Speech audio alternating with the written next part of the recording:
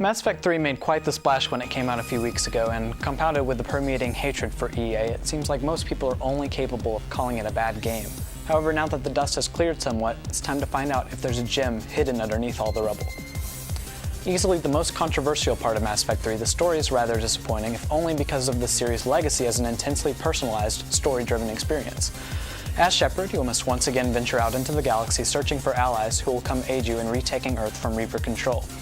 While it's still pretty awesome to see Reapers looming on the horizon in the game's opening mission, it creates some really awkward pacing issues for the entire rest of the game.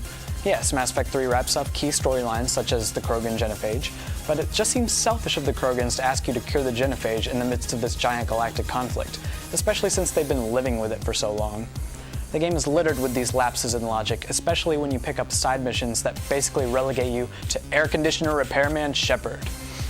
As the trilogy ender, this game was supposed to take all your decisions from the previous games and create a dynamic story based on them.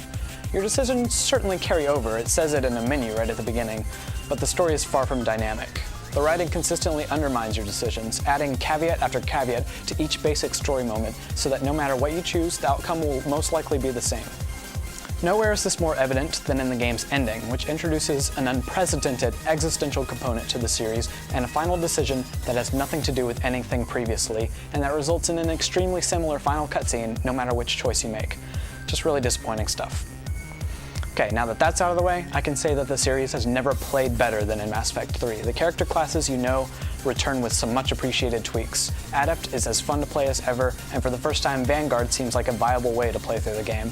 The cover system can feel a little sticky at points, but combat generally flows very nicely as you alternate between power management and direct combat. A dumbed-down version of the mining minigame returns, which, instead of solving the issue of the previous version's tedium, just insults the intelligence of the player with every Reaper wong. The list of playable characters is significantly lowered from the previous game, which is really only noticeable for its lack of a Krogan. The conversation system still carries the same sleek interface, but a huge issue from Mass Effect 2 persists in 3. As you make choices, you earn Paragon or Renegade points that unlock more advanced conversation options later on, which is cool in theory, but it essentially takes away any player agency. If you wish to unlock these options, you must sometimes go against your desired option and stick with one or the other. This really stretches the game's ability to be called a role-playing game, as the player must sacrifice a huge feature in order to gain free will. Multiplayer has been added for the first time, and despite only consisting of a single mode, is quite fun with friends, mostly because of the character customization, as it's almost as detailed as in the single player. However, you cannot simply unlock each character sequentially. You must spend either in-game currency or real currency to gamble on the chance of unlocking a character. Thus, I never unlocked the character I really wanted to play and soon stopped playing altogether.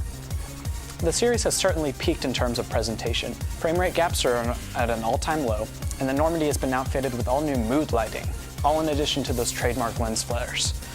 There's a lot of good music tracks, though they seem to be less memorable than some of the series' classics. The design of the equipment loadout and ability upgrade systems fall somewhere between those of Mass Effect 1 and 2, with just enough complexity and customization, but the interface of the Westpin loadout screen can be difficult to decipher at times.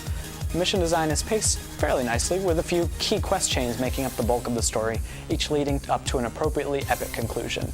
The side missions are far less memorable than before, as most are just taking on waves of enemies in the multiplayer maps.